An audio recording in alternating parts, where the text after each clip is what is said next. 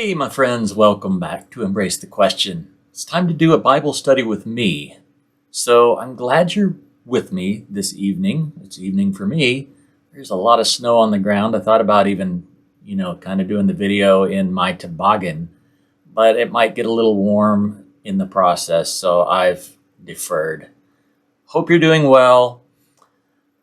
Got a question for you. How would it be to do a live video sometime on YouTube? One that you could actually get in. We can talk through the chat mainly, but I can address questions, or we can actually do a study live. I don't know. I'm just kind of kicking it around, and I wanted to give it to you, this audience, first and foremost, because I consider my Bible study with me audience the ones that are really more devoted to the Word, if you will. I know that's probably not 100% the case, but for the most part, that's the case. So I just wanted to present that option to you guys. Tonight we're doing Genesis 30, but again, I'm just kind of pondering some of this. A Bible study is not necessarily just reading the text. In fact, reading the text is just a single part of a Bible study. A lot of times we get it in our minds, hey, we're going to read a chapter of the Bible every morning. We've done our Bible study. That's an important element, but to actually study the Bible is a bit more of a dedicated process where you're trying to master some content. And that can involve a lot of different types of pursuits. You might be trying to memorize parts of it. That's got merit. But memorization on its own doesn't provide a lot of benefit either, because most of us can find verses if we need them. So while other people put a lot more weight on the actual memorization process, I put a bit less weight on it because we live in an age of technology where we can do recall. And let's face it, chapter verse isn't always that important. It's something we added, not something God added. But there are some things that you could actually pursue that would really enrich your understanding. For instance, when we get into this story today, Genesis 30, we're going to see a lot of wailing and gnashing of teeth because, hey, can't have kids. I want kids. You're blessed because you can have kids, and I'm not blessed. I'm more of a cursed than anything else because I am not able to propagate. Now, why is that the case? That's certainly not the case in our culture. Well, if we can maybe purchase a book on ancient cultures or the ancient Jewish culture, then we can get some answers and get a deeper understanding. And now we're really studying the content, and you have a lot of background and context. As they say, context is king. We understand a lot of things in our Bible and don't get the context. So let's try always to kind of pay attention to context, even as fast as we're going. All right, are you ready? It's time to get into Genesis chapter 30. All right, as always, we're going to do our 5-verse segmentation process here. So let's do it. Genesis 30, verse 1. When Rachel saw that she bore Jacob no children, she envied her sister. She said to Jacob, "Give me children, or I shall die." Jacob's anger was kindled against Rachel, and he said, "Am I in the place of God who has withheld from you the fruit of the womb?" Then she said, "Here is my servant Bilhah. Go in to her, so that she may give birth on my behalf, that even I may have children through her." So she gave him her servant Bilhah as a wife, and Jacob went in to her. And Bilhah conceived and bore Jacob a son. All right, so there we have it. Why was it such a big deal to Rachel? And one of the first things you're going to realize, or you're probably going to notice here, is that we've seen all this before. This is the same problem that her grandmother, Sarah, had. She couldn't bear children. She says to Abram, go into my servant Hagar, put on Netflix, see what happens. Sure enough, Ishmael. Well, nobody has learned a lesson. Okay, that's an interesting thing. Nobody ever seems to learn that this doesn't work out really well. Jacob is understandably angry. He's like, what am I supposed to do about this problem? There's not a lot of drugs I can take. Let's just be reasonable here. So she gives him her servant Bilhah as a wife. Now, most commentaries are saying this doesn't mean that he actually wed her, but that she is surrogating. She is a surrogate wife of sorts, surrogate mother. So not really a ceremonial thing at all. It's just a permissive thing. Then Rachel said, God has judged me and has also heard my voice and given me a son. Therefore she named him Dan. She's naming them according to the experience, okay? Rachel's servant Bilhah conceived again and bore Jacob a second son. Then Rachel said, with mighty wrestlings I have wrestled with my sister and have prevailed. So she called his name Naphtali. When Leah saw that she had ceased bearing children, she took her servant Zilpah and gave her to Jacob as a wife. Then Leah's servant Zilpah bore Jacob a son. All right, now they're really in the battle here. They're giving each other, depending on whether or not they're able to have kids this season or not, and we're not told how long these seasons last, but they get frustrated, so they just start giving him their maidservants. And it's a little silly, but out of all of this, we are getting the lineage of Jacob, Israel himself. So this is where the tribes of Israel are coming from. Some from Rachel, some from Leah, some from Bilhah, some from Zilpah. Wow. Okay, verse 11. And Leah says, good fortune has come. So she called his name Gad. Leah's servant Zilpah bore Jacob a second son, and Leah said, happy am I, for women have called me happy. So she called his name Asher. In the days of wheat harvest, Reuben went and found mandrakes in the field and brought them to his mother Leah. Then Rachel said to Leah, please give me some of your son's mandrakes. But she said to her, is it a small matter that you have taken away my husband? Would you take away my son's mandrakes also? And Rachel says, then he may lie with you tonight in exchange for your son's mandrakes. All right, what's going on? First of all, notice that Rachel seems to be holding the high card. One is loved and the other is hated. One has a lot of favor and one doesn't. And we have the juxtaposition of the two. What is it like to live in a family where one is the loved one and the other one is the one that can bear the children? So there is this natural competition between these two sisters, but they're really taking it to the extreme. Now, I want you to think about this. Let's back up and take a 10,000-foot view of this situation. Remember Jacob. Jacob had a brother, probably not a twin brother, but a brother. His name is Esau. Now, what was Esau supposed to do? He was supposed to go back to his home country and take wives.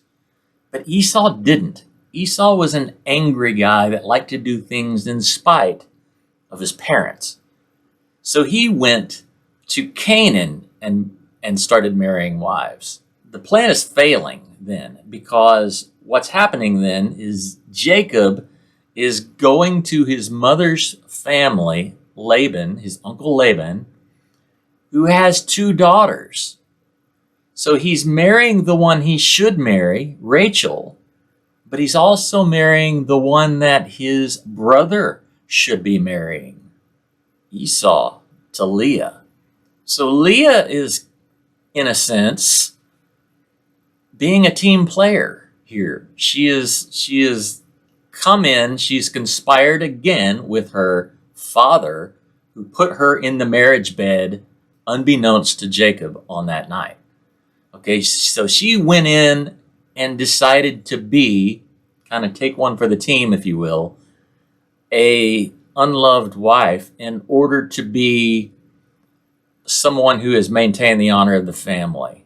All right, there's more to it there than I even can tell you, but you can see how the plan has shifted.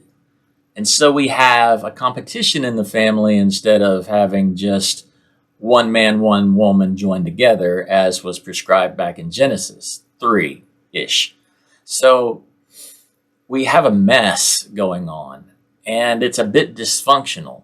You also notice all of the deception, right? Because Jacob is the deceiver, right? He's the one who, his name means heel catcher, one who will trip you up.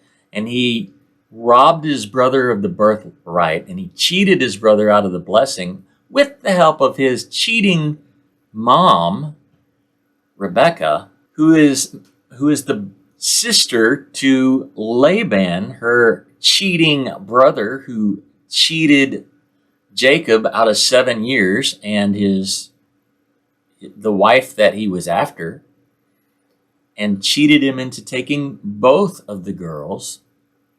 There's just pretty much deception everywhere here, which is fascinating because out of all of this is what the Lord is wanting to bring salvation to the world from.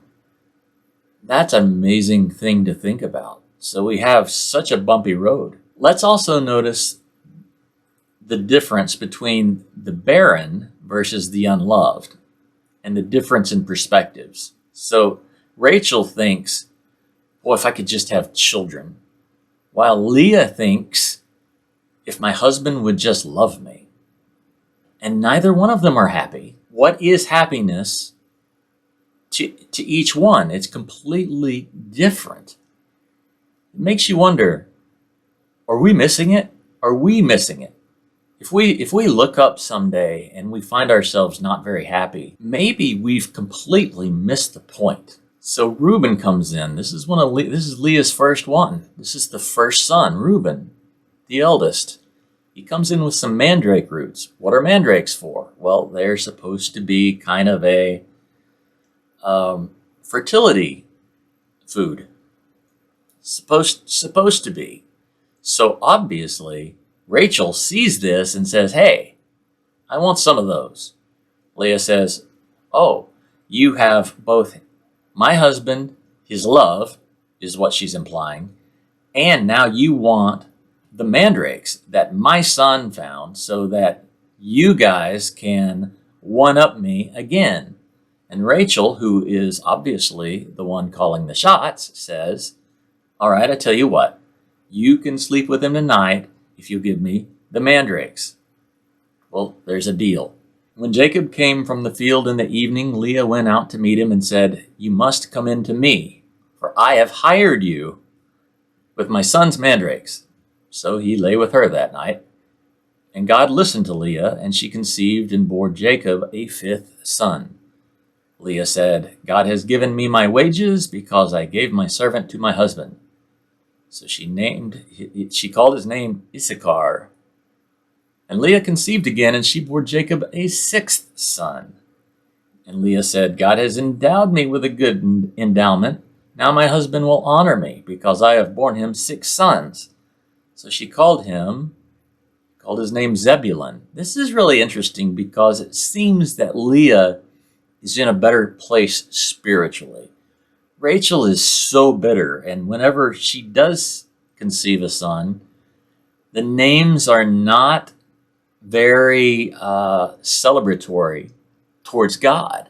Leah seems to be very celebratory towards God. God has given me this. God has given me that. So I'm going to name my sons accordingly. That's of note to me. Verse 21, afterwards she bore a daughter and called her name Dinah. Apparently this is the only daughter because it's the only one mentioned. Then God remembered Rachel, and God listened to her and opened her womb.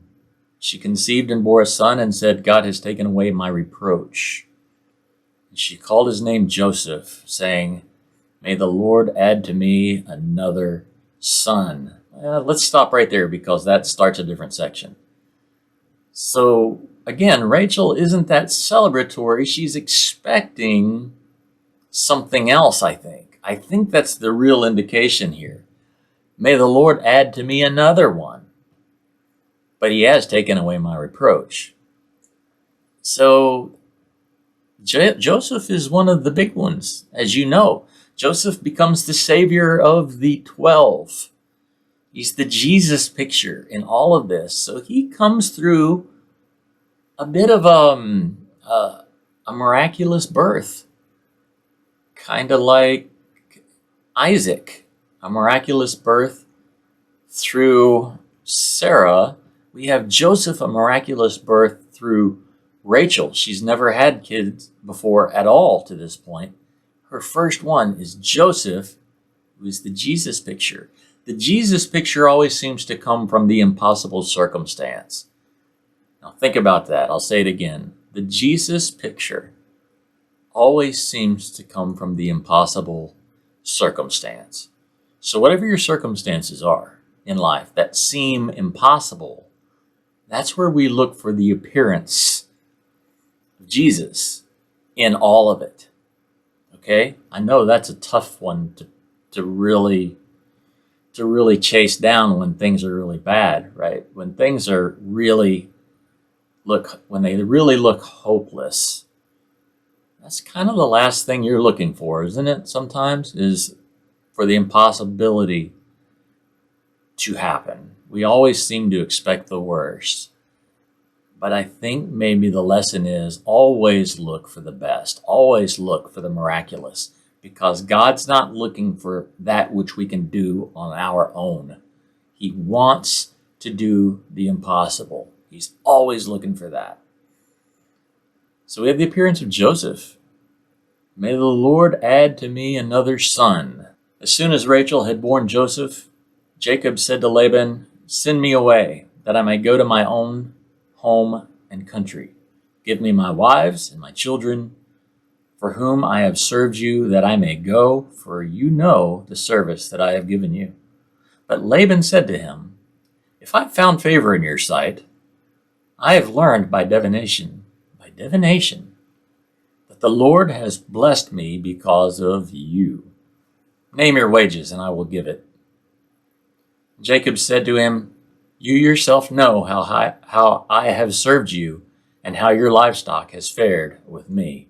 For you had little before I came, and it has increased abundantly, and the Lord has blessed you wherever I turned. But now, when shall I provide for my own household also? One of the things I notice here when I'm picking this up, I guess part of Bible study is just flat out critical reading. It's reading with a critical eye. It's like, why is that there? Because if there's something there that doesn't make a lot of sense, always question that first. I'm not saying this doesn't make sense, but there's some things here that kind of caught my eye. And one is, send me away that I may go to my own home and country.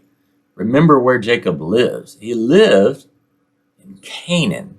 Now, Canaan isn't where, that's his inheritance, but that's not where the people resided yet. So it's interesting that he already calls it his home. And I guess he should. It's where he was born. It's natural, but he has adopted it. It is his home. And even though his kids aren't really going to be reared there, he still claims it. So he's saying, I have really prospered here, and I don't have anything to show for it. Give me my wives and my kids, and I'm going back home, because I am getting up in years now, and I don't even have flocks or wealth or any of those things that my parents and my grandparents had. And Laban starts his gifting, which is sweet talking, and says, hey, name your wages. I'll pay them. I have divined that I am blessed on your account. It's because of you, Jacob, that I am doing so well.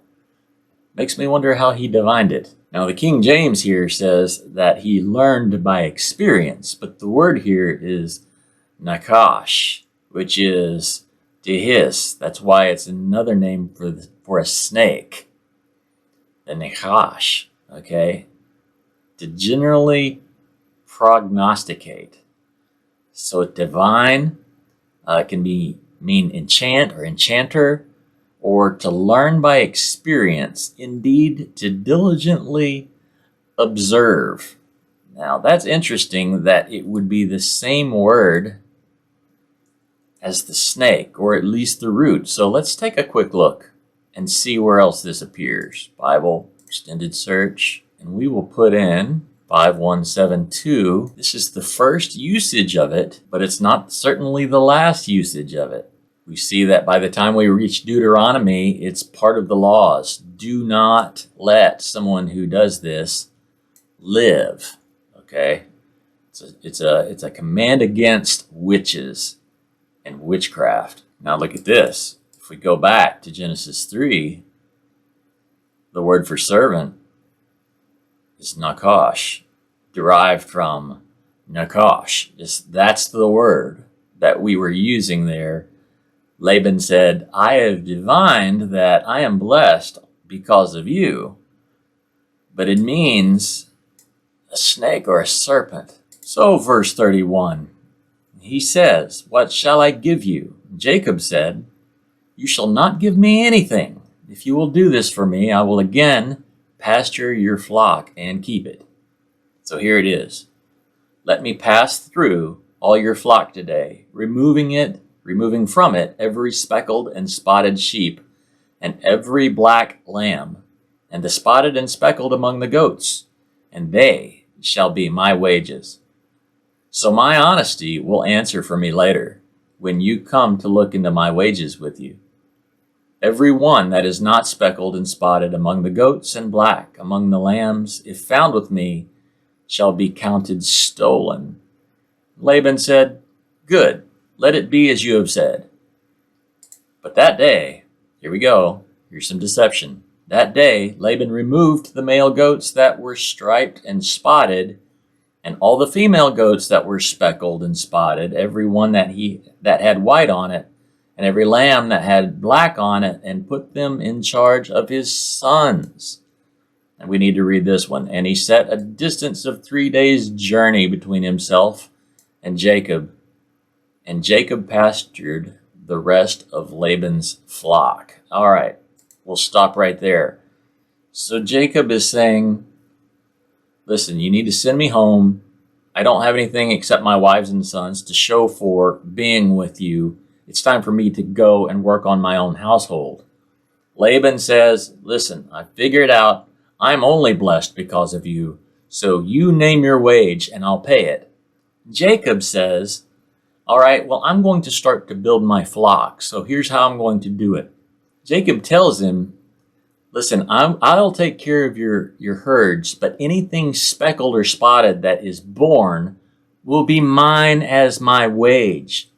What does Laban do? He gets his sons, and he makes them go through his herds, and they remove all the spotted and speckled livestock, goats and sheep, and take them 3 days away. Get them as far away from these solid colored animals as possible. Why? Because what's left is what Jacob will have to watch. What's Jacob going to be watching over?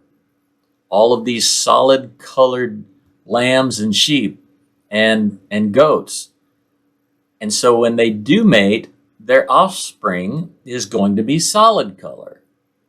That means Laban will get the benefit of Jacob looking after his flocks, but at the same time, Jacob's not going to make any money, not going to make much, because there won't be any speckled babies created from these flocks. He's pretty conniving. So let's see what happens. Verse 37. Then Jacob took fresh sticks of poplar and almond and plane trees and peeled white streaks in them, exposing the white of the sticks. And he set the sticks that he had peeled in front of the flocks in the troughs, that is, the watering places, where the flocks came to drink. And since they bred when they came to drink, the flocks bred in front of the sticks, and so the flocks brought forth striped, speckled, and spotted. And Jacob separated the lambs and set the faces of the flocks toward the striped, and all the black in the flock of Laban. He put his own droves apart and did not put them with Laban's flock.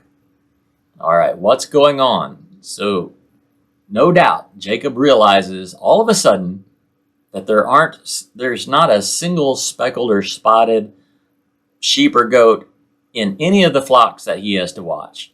So he knows Laban has taken and removed them far away.